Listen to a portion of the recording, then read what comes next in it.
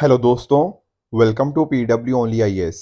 Date है आज की 17 मई 2023 एंड आप सभी का स्वागत है आज के प्रीलिम बूस्टर न्यूज़ डिस्कशन के अंदर। देखो, एक इंपॉर्टेंट इन्फॉर्मेशन है, मुझे आपके साथ डिस्कस करनी है, तो 2 मिनट अच्छे से सुनिएगा। जैसा मैं आपको बताऊं, पहले आप जानते हो कि हमारी जो रिवीजन सीरीज है वो चल रही है, राइट।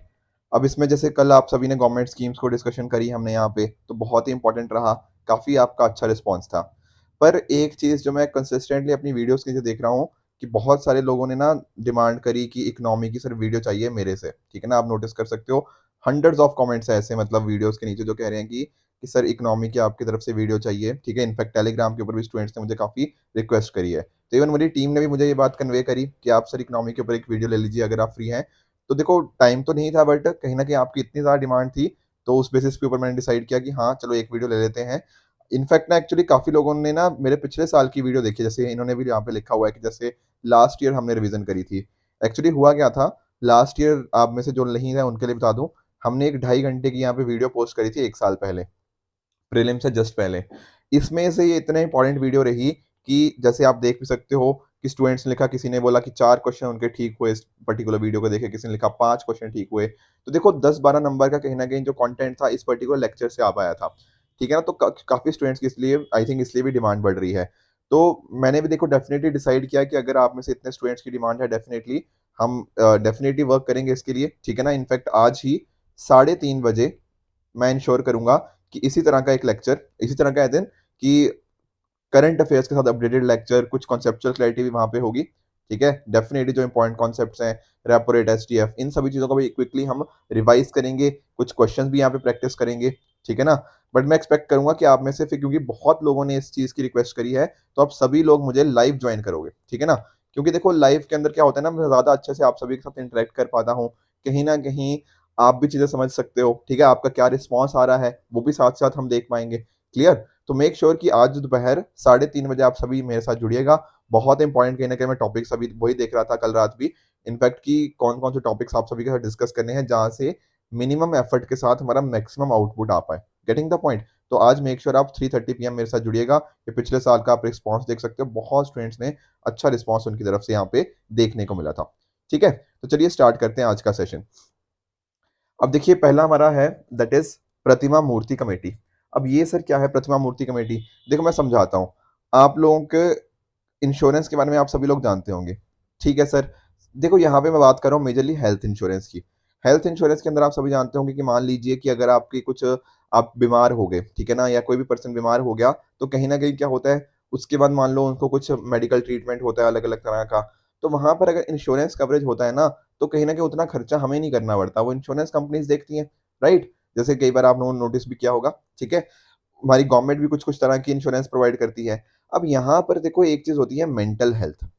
आज तक हमने कभी मेंटल हेल्थ को ना उतना इंपॉर्टेंस नहीं दिया, अगर आप नोटिस करोगे। तो हमारा जो IRDI है, insurance regulatory and development authority of India, इसने एक 5 मेंबर की एक्सपर्ट कमेटी को बनाया है, जिसके अंदर मेडिकल एक्सपर्ट्स होंगे, इंश्योरेंस होंगे। वो देखेंगे कि मेंटल हेल्थ और इंश्योरेंस इनको कैसे हम लिंक करें। Getting the point. अब मेंटल हेल्थ भी तो देखो एक तरह की हेल्थ कंडीशन ही है, बिल्कुल कंडीशन है। और अगर मान लो यहाँ पर आपकी सिचुएशन थोड़ी खराब हुई, तो यहाँ पर भी तो इंश्योरेंस का कुछ ना कुछ प्रावधान होना चाहिए, नहीं होना चाहिए? बिल्कुल होना चाहिए। आज के टाइम पर ना हम बहुत मेंटल हेल्थ को निग्लेक्ट करके रखे हुए हैं, इंश्योरेंस को भी निग्लेक्ट किया हुआ है, हेल्थ इंश्योरेंस को। तो हम इन दोनों चीजों को कहीं ना कहीं लिंक कर रहे हैं, इसलिए मेडिकल एक्सपर्ट और इंश्योरेंस की एक टीम बनी गई है अंडर द, मतलब उस कमेटी के जो हेड हैं एक तरह से प्रतिमा मूर्ति जी हैं। तो ये इस कमेटी को चेयर करेंगी, जो कि निमहांस बैंगलोर में है, ये मतलब national institute of medical health and neuro sciences, इनके चेयरमैन हैं, जो बेसिकली डायरेक्टर हैं, वो इस पर्टिकुलर कमेटी को चेयर करेंगी। अपने अपने रिकमेंडेशन देंगे कैसे इस चीज़ को हम इंश्योर कर सकते हैं। 2 साल का इनको यहाँ पे टेन्योर इस कमेटी को यहाँ पे दिया गया है। तो कुछ यहाँ पे इसी चीज़ को ये ओवरऑल एनालिसिस करेंगे, इंश्योरेंस किस तरह से ज़रूरी है मेंटल इलनेस के लिए, क्या क्या टेक्निक हो सकती है उस चीज़ की, क्योंकि काफ़ी कंडीशन काफ़ी क्रिटिकल है, ठीक है ना, कि कैसे हम इसको कर पाएंगे। पर इंपॉर्टेंट भी उतना ही है। थोड़ा IRDAI के बारे में पढ़ लेते हैं, insurance regulatory and development authority of India. पहली बात ध्यान में दीजिएगा कि ये एक स्टैट्यूटरी बॉडी है। एक एक्ट पास हुआ, इरडा एक्ट 1999 के अंदर, उसके थ्रू हमने यहाँ पर एक स्टैट्यूटरी बॉडी का फॉर्मेशन किया, और ये इंश्योरेंस सेक्टर के ओवरऑल सुपरविजन हो गया, उसका रेगुलेशन यहाँ पे देखती है। साथ में अगर आप नोटिस करोगे कुछ और भी, इसका एक और एक्ट है, इंश्योरेंस एक्ट है, इडा एक्ट तो है ही है, यहाँ से इसको कुछ ना कुछ पावर्स मिलती है कि कैसे अलग अलग जगह पे हम जो रूल्स हैं उनको हम फ्रेम कर सकते हैं, ठीक है ना।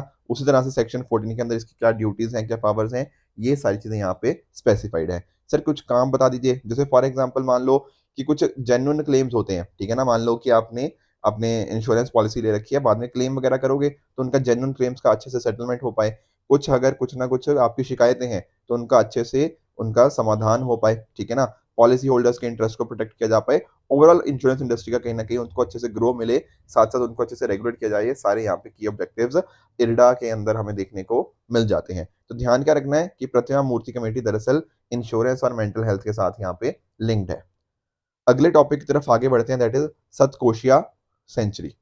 अब पहली बात तो आपको ना इसकी लोकेशन पता होनी चाहिए। देखो जब हम आते हैं ना उड़ीसा के अंदर, तो यहाँ पर आपको देखने को मिल जाता है कि उड़ीसा के अंदर हमें सतकोशिया सेंचुरी यहाँ पे देखने को मिल जाती है।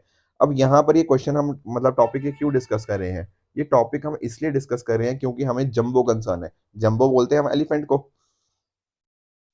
अब होता पता क्या है, यहाँ पर अगर आप नोटिस करोगे ना सतकोशिया वाइल्ड लाइफ सेंचुरी की, तो 200 प्लस यहाँ पे हमें एलिफेंट्स देखने को मिलते थे, मान लो 2015 के आसपास 200 से भी ज्यादा हमें एलिफेंट्स देखने को मिलते थे। पर आज के टाइम पर ना ये नंबर बहुत कम रह गया है, 20-25 के आसपास कहीं ना कहीं ये नंबर रह चुका है। अब आप लोग सोच रहे होंगे सर ऐसा क्यों, ऐसा क्या हो गया यहाँ पे। देखो एक्चुअल में होता क्या है ना, जो एलिफेंट्स हैं वो थोड़े लॉन्ग मतलब लॉन्ग रेंजिंग एनिमल्स हैं, मतलब काफी ये माइग्रेट करते रहते हैं एक जगह से दूसरी जगह, काफी लंबा लंबा डिस्टेंस ये ट्रेवल करते रहते हैं, ठीक है। अब बहुत सारे जो एक्सपर्ट्स हैं उनका ऐसा मानना है कि एक्चुअल में क्या हुआ सतकोशिया के अंदर, जो बैम्बू है, ठीक है ना, बैम्बू आप जानते होंगे, उसकी एक मेजर कमी देखने को मिली है।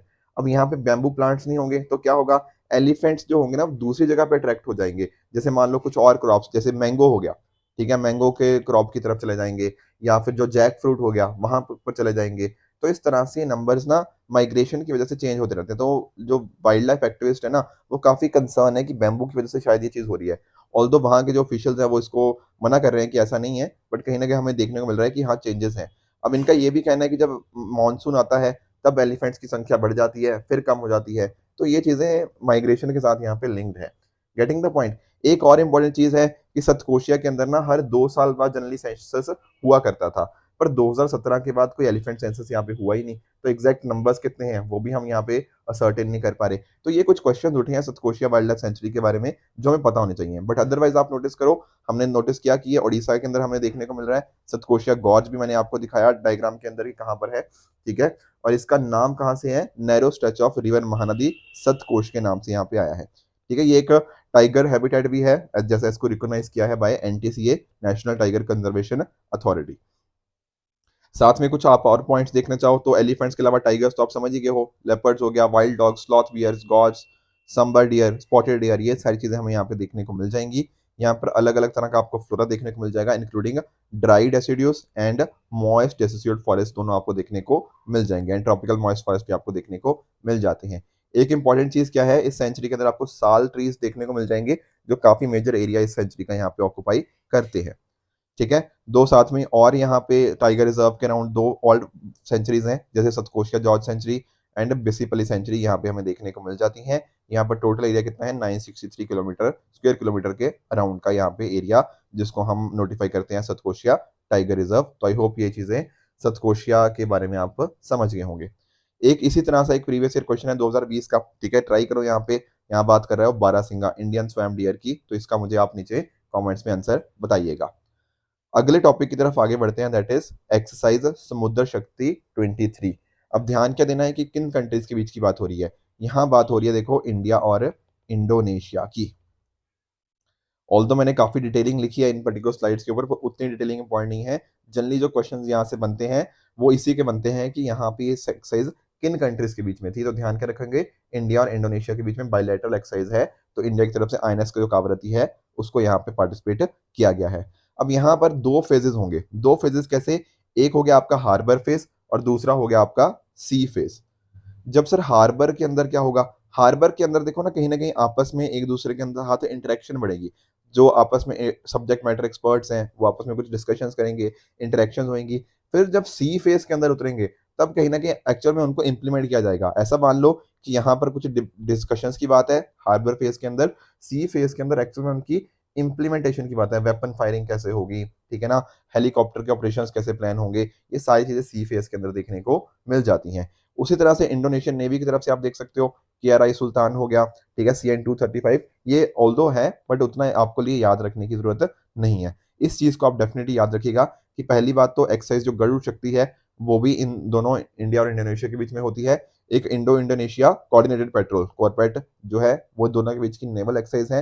एंड थर्डली एक्सरसाइज कमोडो जो है वो भी इन दोनों कंट्रीज के मतलब वो भी यहाँ पे मल्टीलैटरल नेवल एक्सरसाइज है बाय इंडोनेशियन नेवी। तो ये भी आप ध्यान में रखिएगा कि इंडियन ओशियन हो गया और पैसिफिक ओशियन के बीच में इसको एनुअली हेल्ड किया जाता है। तो ये कुछ इंपॉर्टेंट पॉइंट्स थे जो हमें डेफिनेटली ध्यान में रखने थे। नेक्स्ट टॉपिक की तरफ चलते हैं, दैट इज बाओबाब ट्रीज। अब ये जो पर्टिकुलर ट्रीज है ना, पहली बात तो हमें समझना है कि कहाँ पर मेजरली पाए जाने जाते हैं। तो आप देखोगे कि जो मध्य प्रदेश का ना एक डिस्ट्रिक्ट है, उस डिस्ट्रिक्ट का नाम क्या है, धर डिस्ट्रिक्ट, वहां पर इनकी सबसे ज्यादा कॉन्सेंट्रेशन है। इंडिया के अंदर ना बाकी जगह पे नॉर्मली ये बहुत ही कम पाए जाते हैं, तो पाए नहीं जाते या फिर कम पाए जाते हैं। पर धर डिस्ट्रिक्ट ऑफ जो मध्य प्रदेश है, इनफैक्ट वहां पर भी एक जगह है मांडू के नाम से, वहां पर आपको हजारों की संख्या के अंदर ये इस तरह के ट्रीज आपको देखने को मिल जाते हैं। अब ट्रीज ना देखने में बड़े ही आपको डिफरेंट लगेंगे। सर कैसे डिफरेंट लगेंगे? देखो आप नोटिस करो पिक्चर को, आपको ऐसा लगेगा कि टीन ट्री ना उल्टा कर दिया गया है। उल्टा कर दिया गया सर कैसे? ये देखो इसको आप नोटिस करो, ये आपको रूट्स नहीं लग रही है एक तरह से एक प्लांट ट्री की? बिल्कुल, ये तो ऐसा लग रहा है कि जड़ें सर ऊपर की तरफ आ गई हैं। तो ऐसा देखने में ऐसा लगता है कि ये जो ट्री है ना अपसाइड डाउन हो चुका है। तो ये बात आप ध्यान में रखिए, कई बार ना ऐसे क्वेश्चंस पूछ ले जाते हैं। तो और एक बात एक्चुअली इंपॉर्टेंट क्या है, ये बहुत ही लंबे टाइम तक सस्टेन करते हैं, ठीक है ना। इनकी जो लाइफ होती है ना एक एक ट्री की, वो हजारों साल की भी हो सकती है। इवन जिम्बाब्वे के अंदर हमें एक ऐसा ट्री देखने को मिलता है जिसकी लाइफ लगभग 2500 साल से वो वहां पे जीवित ट्री है, ठीक है ना। और ये ट्रीज की और इंपॉर्टेंस बताऊं तो ट्रीज ना, ये वाले जो बाओबाब ट्रीज है, ये हमें 200 मिलियन साल पहले भी देखने को मिलते हैं। Getting the point? तो इतने यहाँ पे इतने कंटिन्यूसली यहाँ पे रहे हैं। तो जब से इंसान है ना धरती के ऊपर, और साथ ही साथ जब से हमारे कहीं ना कहीं कॉन्टिनेंट स्प्लिट हुए हैं, उससे भी पहले हमें ये ट्रीज हमारी धरती के ऊपर देखने को मिल जाते थे। तो ध्यान रखिएगा ये लॉन्ग लिव्ड डेसिडियस ट्रीज हैं, ठीक है, छोटे भी हो सकते हैं थोड़े बड़े भी हो सकते हैं, 20 से 100 फीट के टॉल होते हैं। और इनकी जो ट्रंक होती है वो बहुत ही ब्रॉड होती है, जैसा कि आप यहाँ पे पिक्चर के अंदर देख भी सकते हो। एक बात आप ध्यान में रखोगे कि जैसे फॉर एग्जांपल आपको यहाँ पे जो ट्रीज हैं अलग अलग जगह देखने को मिल जाएंगे, ठीक है ना। 9 स्पीशीज हमें देखने को मिलती है, 2 नेटिव है मेलैंड अफ्रीका की, 6 मेडागास्कर की और 1 ऑस्ट्रेलिया की। इंडिया का जो आप मध्य प्रदेश का धर डिस्ट्रिक्ट है वहाँ मांडू तो मैंने आपको बता ही दिया, साथ में जिम्बाब्वे का भी मैंने आपको एग्जाम्पल यहाँ पे दे ही दिया है, ठीक है ना। आप साथ में देखोगे यहाँ पे आपको बॉटल शेप की तरह आपको ट्रंक्स दिखेंगी, ठीक है, सिलेंड्रिकल होती हैं। हमने सारी ये देखो इमेजेस के अंदर हमने ये सारी चीजें समझी ही हैं। साथ में ही आप नोटिस कर सकते हो यहाँ पे फ्रूट्स भी लगते हैं, तो मेडिसिनल प्रॉपर्टीज भी हैं यहाँ पे इसकी, ठीक है। साथ में इनको ट्री ऑफ लाइफ भी बोला जाता है, क्यों? क्योंकि अच्छा खासा पानी अपने ट्रंक के अंदर यहाँ पे स्टोर कर लेते हैं, एंड उससे क्या होता है एक न्यूट्रिएंट डेंस फ्रूट बनता है जिसको आप यूज कर सकते हो। तो ये चीजें इंपॉर्टेंट थी रिगार्डिंग दीज ट्रीज। काफी डिफरेंट टाइप के ट्रीज हैं क्योंकि काफी अलग अलग कैरेक्टरिस्टिक्स हैं, तो ये हमें डेफिनेटली अच्छे से पता होनी चाहिए। अगले टॉपिक की तरफ आगे बढ़ते हैं, that is milk weed butterflies. अभी क्या हुआ है ना कि मिल्क वीड बटरफ्लाइज के ऊपर इनका कैसे कैसे ये माइग्रेट करती हैं, उनके रिगार्डिंग सदर्न इंडिया के अंदर एक स्टडी हुई है, तो उनको स्टडी किया गया है। तो ये चीज़ हमारे लिए थोड़ी इंपॉर्टेंट हो जाती है। अब ध्यान में रखिएगा कि ये जो इस तरह की बटरफ्लाइज होती हैं, ठीक है, काफ़ी कलरफुल बटरफ्लाइज आप देख पा रहे हो। तो यहाँ पर जो बटरफ्लाइज होती हैं ये आपको मेजरली ट्रॉपिकल एरियाज में देखने को मिलेंगी, ठीक है ना। ऐ- ऐसा नहीं कह रहा कि सिर्फ ट्रॉपिकल एरियाज, नहीं, आपको टेम्परेट रीजन्स में भी देखने को मिलती हैं, पर जो मेजर कंसेंट्रेशन इनकी होती है that is in the tropical regions ही है। और इवन आप देख सकते हो ओल्ड वर्ल्ड यानी कि यूरोप अफ्रीका एशिया, वहां पर भी, और जो न्यू वर्ल्ड है आपका नॉर्थ अमेरिका साउथ अमेरिका और कैरेबियन, यहाँ पर भी आपको देखने को मिल जाएंगी। तो ब्रश फुटेड जो बटरफ्लाई फैमिली है उसका ये पार्ट है, ठीक है। इस ग्रुप के अंदर नियरली आपको 300 स्पीशीज देखने को मिल जाएंगी, और जो मोनार्क बटरफ्लाई है वो भी इस पर्टिकुलर यहाँ पे इस ग्रुप का ही हमें पार्ट देखने को मिल जाती है। अब यहाँ पर ना मिल्क वीड बटरफ्लाइज के बारे में एक बहुत इंपॉर्टेंट चीज है, आप नोटिस करना। एक तो जिसका कलर है, ठीक है ना, काफी इसका डिस्टिंक्ट कलर है, ठीक है ना। तो इससे क्या होता है कलर को भी अपने ना यूज करती है ताकि अपने इसको कोई खा ना पाए। मतलब उसको ना, कहने का मीनिंग क्या है, कोई प्रेडेटर आएगा तो उसके हिसाब से अपने आप कलर को चेंज कर सकती है थोड़ा बहुत, ताकि वो उसको डिटेक्ट ना कर पाए। दूसरी चीज आप नोटिस करो, यहाँ पर ना ये जो एक्चुअली फीड करती है मिल्कवीड प्लांट्स के ऊपर। ठीक है, तो होता क्या है, मिल्कवीड प्लांट्स के ऊपर एक तरह से फीड करती है, और इन मिल्कवीड प्लांट्स के अंदर अलग अलग तरह के मिल्की जूसेस होते हैं। अब ये जो मिल्की जूसेस होते हैं ना, इसके बेसिस के ऊपर जो लार्वा बनता है और की स्टेजेस हैं, वो प्रेडेटर इनको फिर खाना नहीं चाहता। गेटिंग द पॉइंट, वो प्रेडेटर के लिए जो इसमें खाना चाहता है ना, उसके लिए काफी डिसटेस्टफुल हो जाता है। तो इस तरह से ये अपने प्रेडेटर से बचती हैं। तो ये इंपॉर्टेंट पॉइंट था जो हमें अच्छे से यहाँ पे पता होना चाहिए। साथ में इनका ही माइग्रेशन कई के लंबे डिस्टेंसेस के ऊपर होता है, पर ये बर्ड्स काफी स्लोली फ्लाई करते हैं। और साथ में जैसे मैंने आपको बताया था, ट्रॉपिकल रीजन में मेनली पाए जाते हैं। बट ऐसा नहीं है कि सिर्फ ट्रॉपिकल ही है, इसके अलावा टेम्परेट के अंदर भी आपको ये देखने को मिल जाएंगे। तो ये थे कुछ इंपॉर्टेंट टॉपिक्स जो हमें आज डिस्कस करने थे। एक मैंने आपको कल क्वेश्चन दिया था 2022 का, ठीक है ना, इकोनॉमी का क्वेश्चन है। ठीक है, दरअसल मैं आपको इसका आंसर बता देता हूँ। आंसर देखो, जो करेक्ट है इसका आंसर है ए। ठीक है, पर सर इसकी एक्सप्लेनेशन, देखो एक्सप्लेनेशन में नहीं दे रहा, क्यों नहीं दे रहा, क्योंकि आज जो हम 3:30 बजे वाली क्लास करेंगे ना, वहां पर हमें ये सारी चीजें पढ़नी है। कैपिटल एक्सपेंडिचर क्या होता है, रेवेन्यू एक्सपेंडिचर क्या होता है, उनके कुछ एग्जांपल्स होंगे, ये सारी चीजें हम डेफिनेटली पढ़ेंगे, तो वहां पर बहुत अच्छे से समझा दूंगा। इसके अलावा ये तो एक क्वेश्चन हुआ ना, ऐसे 3-4 क्वेश्चन हम और प्रैक्टिस कर लेंगे, ताकि कोई भी क्वेश्चन यूपीएससी हमसे पूछे हमारे से वो गलत ना हो। But I am very sure आपने कॉमेंट्स में सभी लोगों ने इसका आंसर ऑप्शन A1 ओनली ही बताया है, तो डेफिनेटली ये बात आपकी बिल्कुल ठीक है। आज के लेक्चर के बेसिस के ऊपर मैं आपको 5 क्वेश्चन दे रहा हूँ। इन पांचों क्वेश्चंस का आंसर मुझे आप नीचे कमेंट्स में बताओगे, कौन सा ठीक है, कौन सा गलत है। साथ ही साथ मैंने जो प्रीवियस ईयर क्वेश्चन पूछा ना विद रिगार्ड्स टू बारासिंगा, उसका आंसर भी मुझे आप नीचे कमेंट्स में बताइएगा। कल जो मैंने आपको 5 क्वेश्चन दिए थे, उनका आपको मैं क्विकली एक बार आंसर बता देता हूँ। पहला कह रहा है वो यूरी हेलाइन ऑर्गेनिजम्स, ये नैरो रेंज ऑफ सैलिनिटी के लिए रिस्ट्रिक्टेड होते हैं। आंसर बिल्कुल गलत है। ठीक है ना, हेलेनिटी का मतलब, हेलाइन का मतलब तो सैलिनिटी ही होता है, पर यूरी का मतलब क्या होता है, वाइड रेंज। जब स्टेनोहिलाइन की बात करी थी ना, वहां पे हमने बात करी थी नैरो रेंज की, तो यहाँ पे इसने उल्टा कर दिया है, तो इसका स्टेटमेंट का आंसर होगा आपका फॉल्स। दूसरा कह रहा है एलिगेटर गार, इसका आईयूसीएन स्टेटस एंडेंजर्ड है, ये भी बात गलत है। इसका स्टेटस क्या था, लीस्ट कंसर्न। ठीक है सर, तीसरा बात कर लेते हैं नोटा के बारे में। देखो नोटा का तो इस चीज के साथ कोई लिंक ही नहीं है। ठीक है, हमने तो देखा था कि कैसे इलेक्शंस के अंदर आप किसको वोट डाल रहे हो, वहां पर आखिरी ऑप्शन होता है नोटा का। ठीक है ना, तो ये थर्ड स्टेटमेंट तो बिल्कुल ही गलत है। चौथा कह रहा है शांति निकेतन, क्या ये आपको आंध्र प्रदेश के अंदर देखने को मिलेगा, नहीं सर, ये तो वेस्ट बंगाल के अंदर होता है, तो चौथा भी गलत हो गया। पांचवा है आपका कार्बन डेटिंग, तो यहाँ पर बिल्कुल ये रेडियो एक्टिविटी के वे ऊपर वर्क करता है, कैसे C14 का, हमने कल आइसोटोप्स के बारे में भी जाना था, तो पांचवा स्टेटमेंट आपका बिल्कुल ट्रू हो गया। तो इसी तरह से इन पांचों क्वेश्चंस का आंसर एंड जो बारहसिंगा वाला क्वेश्चन था, इन सभी कमेंट्स पे आप मुझे नीचे आंसर बताओगे। मैं फिर से बता दूं, आज शाम को, ठीक है, भूलिएगा मत, 3:30 बजे हम डिस्कस करेंगे इकोनॉमी के, और बहुत ही अच्छे से कॉन्सेप्चुअल क्लैरिटी करते हुए बहुत कुछ प्रैक्टिस भी करेंगे। अगर आपको इस लेक्चर की पीडीएफ चाहिए, तो आप हमारे Telegram channel only eyes nothing else पे जाके इस लेक्चर की पीडीएफ को एक्सेस कर सकते हो, एंड अपनी प्रिपरेशन को और भी बेहतर बना सकते हो। तो आई होप फ्रेंड्स कि आपको आज का सेशन बहुत अच्छे से समझ आया होगा। इसी तरह से आप भी अपने एंड पे हार्डवर्क करते रहिए। Goodbye and good luck.